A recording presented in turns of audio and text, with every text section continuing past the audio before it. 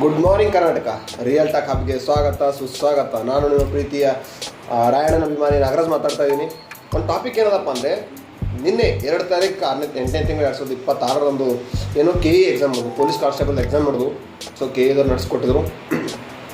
ಭಾಳ ವರ್ಷಗಳಿಂದ ಏನಪ್ಪ ಅಂದ್ರೆ ನೆಲಗುದಿಗಿತ್ತು. ಭಾಳ ಸ್ಟಾಫ್ಗಳು ಏನು ಪೊಲೀಸ್ ಕಾನ್ಸ್ಟೇಬಲ್ ಸ್ಟಾಫ್ಗಳಿಗೆ ಕಮ್ಮಿ ಇದ್ದರು. ಸೊ ಅದಕ್ಕೋಸ್ಕರ ಏನಪ್ಪ ಅಂದರೆ ಈಗ ರೀಸೆಂಟ್ಲಿ ಏನಪ್ಪ ಅಂದ್ರೆ ರಿಕ್ವೈರ್ಮೆಂಟ್ ಆಗಿತ್ತು. ನಿನ್ನೆ ಎಕ್ಸಾಮ್ ಭೀ ನಡೀತು. ಎಕ್ಸಾಮ್ ಭೀ ಚೆನ್ನಾಗಿ ನಡೆದಿದೆ, ಪರವಾಗಿಲ್ಲ. ಎಲ್ಲ ಕಡೆ ಹೇಳ್ತಿದ್ದಾರೆ ಚೆನ್ನಾಗಿ ನಡೆದಿದೆ ಅಂತಿದ್ದಾರೆ. ಬಟ್ ಕೆಲವೊಂದು ಏನಪ್ಪ ಅಂದ್ರೆ ಇನ್ಸಿಡೆಂಟ್ ಆಗಿದೆ, ಕೆಲವೊಂದು ಲೋಪದೋಷಗಳು ಆಗಿವೆ ಸಣ್ಣ ಪುಟ್ಟ. ಸೊ ಕಾಮನಾಗಿ ಆಗ್ತಿರ್ತವೆ.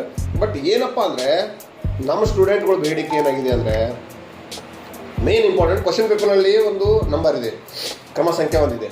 ಜೊತೆಗೆ ಏನಪ್ಪ ಅಂದ್ರೆ ಆನ್ಸರ್ ಶೀಟ್ನಲ್ಲಿ ಒಂದಿದೆ. ಸೊ ಬೇರೆ ಬೇರೆ ಇದೆ. ಜೊತೆಗೆ ಏನಪ್ಪ ಅಂದ್ರೆ ಆನ್ಸರ್ ಶೀಟ್ನಲ್ಲಿ ನೀಟಾಗಿ ಕೊಟ್ಟಿದ್ದಾರೆ ಅವರು, ಇಲ್ಲಿ ಫಿಲಪ್ ಮಾಡಿ ಅಂತೇಳಿ. ಏನು ನಮ್ಮ ಕ್ವಶನ್ ಪೇಪರ್ನಲ್ಲಿ ಇದೆಯಲ್ಲ, ಸೊ ಅದೇನು ಫಿಲಪ್ ಮಾಡಿ ಅಂತ ಕೊಟ್ಟಿದ್ದಾರೆ. ನಮ್ಮ ಸ್ಟೂಡೆಂಟ್ಗಳು ಬೇಡಿಕೆ ಏನು, ನಮ್ಮ ಸ್ಟೂಡೆಂಟ್ಗಳು ಏನು ಹೇಳ್ತಾ ಇದ್ದಾರೆ ಅಂದರೆ, ಕ್ವಶನ್ ಪೇಪರ್ನಲ್ಲಿಗೂ ಒಂದೇ ನಂಬರ್ ಇರಬೇಕು, ಆನ್ಸರ್ ಶೀಟ್ನಾಗಿ ಸೇಮ್ ನಂಬರ್ ಇರಬೇಕು. ಅದು ಏನಿದೆ ಅಲ್ಲ ಅದೇ ಸೇಮ್ ನಂಬರ್ ಇರಬೇಕು ಅಂತ ಹೇಳ್ತಾ ಇದ್ದಾರೆ.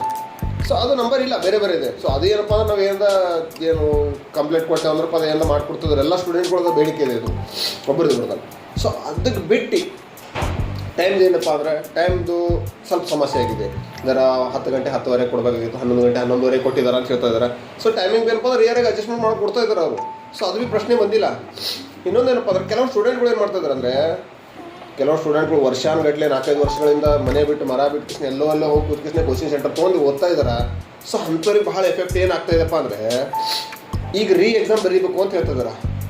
ಅದಕ್ಕೆ ಕಾರಣ ಏನಂದರೆ, ಅನಾವಶ್ಯಕವಾಗಿ ಆ್ಯಕ್ಚುಲಿ ಏನಪ್ಪ ಅಂದರೆ KEದವ್ರು ಪ್ರಾಧಿಕಾರದವ್ರು ಚೆನ್ನಾಗಿ ಎಕ್ಸಾಮ್ ನಡೆಸಿಕೊಟ್ಟಿದ್ದಾರೆ.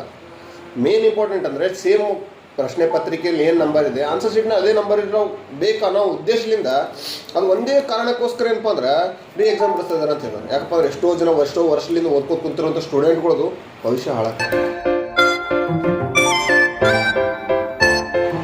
ಇದು ಪ್ರಶ್ನೆ. ಯಾಕಪ್ಪ ಅಂದ್ರೆ ಚೆನ್ನಾಗಿ ಬಿಡಿಸಿದ್ರೆ ಎಕ್ಸಾಮ್, ಫಸ್ಟ್ ಕ್ಲಾಸ್ ಬಿಡಿಸಿದ್ರೆ. ಎಲ್ಲ ಕೆಲವರು ನಾನು ಕೇಳಿದೆ, ಆದಷ್ಟು ನನ್ನ ಫ್ರೆಂಡ್ಸ್ಗಳು ಅವ್ರಿಗೆ ಕೇಳಿದ್ರೆ ಭಾರಿ ಇತ್ತು ಎಕ್ಸಾಮ್, ಚೆನ್ನಾಗಿ ಬರ್ತಿದ್ದಾರೆ ಅಂತ ಹೇಳ್ತಿದ್ದಾರೆ. ಸೊ ಅಂಥವ್ರಿಗೆ ಭಾಳ ಎಫೆಕ್ಟ್ ಆಗ್ತದೆ.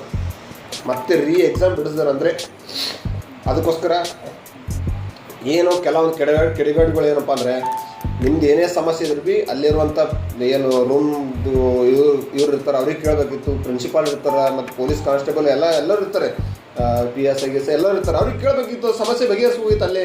ಅದನ್ನು ಬಿಟ್ಟು ಏನು ರೂಮ್ನಿಂದ ಹೊರಗೆ ಬಂದ ಕೃಷ್ಣ ಗೇಟ್ ಹೊರಗೆ ಮುರ್ಕೊಂಡ್ಬಂದು ಗೇಟ್ಲಿಂದ ಹೊರಗೆ ಬರೋದು ದಾಂಡ್ಲಿ ಮಾಡೋ ಅವಶ್ಯಕತೆ ಏನಿತ್ತು? ಸೊ ಇದು ತಪ್ಪಿದೆ. ಸೊ ಯಾರಿಗೆ ತಪ್ಪು ಅನ್ನಿಸ್ತಿದೆ, ಸೊ ಅವ್ರೇನು ಮಾಡಿರಿ, ಕಮೆಂಟ್ ಮಾಡಿರಿ. ತಪ್ಪಿತ್ತಂದ್ರೆ ತಪ್ಪು ಅಂತ ಹೇಳ್ರಿ, ಕರೆಕ್ಟ್ ಇತ್ತಂದ್ರೆ ಕರೆಕ್ಟ್ ಅಂತ ಹೇಳ್ರಿ. ಸೊ ವಿಡಿಯೋ ಮುಖಾಂತರ ತಿಳಿಸ್ಕೊಡೋದಿಷ್ಟೇ. ಸೊ ಯಾವುದೇ ಒಂದು ಸ್ಟೂಡೆಂಟ್ಗೂ ಮೋಸ ಆಗಬಾರ್ದು. ಯಾಕಂದ್ರೆ ಭಾಳ ವರ್ಷಗಳಿಂದ ಅವ್ರು ಕಷ್ಟಪಟ್ಟು ಓದ್ತಾ ಇದ್ದಾರೆ. ಸೊ ಅದಕ್ಕೋಸ್ಕರ ಇಷ್ಟೇ ಕೇಳೋದು ನಾವು, ಯಾವುದೇ ರೀತಿ ಯಾರಿಗೂ ತೊಂದರೆ ಆಗಬಾರ್ದು, ಯಾರಿಗೂ ಹಾನಿ ಆಗಬಾರ್ದು ಅನ್ನೋದು ಉದ್ದೇಶ ಇಷ್ಟೇ. ಸೊ ಅದಕ್ಕೋಸ್ಕರ ಈ ವಿಡಿಯೋ ಇಷ್ಟ ಆದರೆ ಲೈಕ್ ಮಾಡಿರಿ, ಶೇರ್ ಮಾಡಿರಿ, ಸಬ್ಸ್ಕ್ರೈಬ್ ಮಾಡಿರಿ ಅಂತ ಹೇಳ್ತಾ ಸೊ ಇಲ್ಲಿಗೆ ಸ್ಟಾಪ್ ಮಾಡ್ತೀನಿ. ಜೈ ಹಿಂದ್, ಜೈ ಕರ್ನಾಟಕ.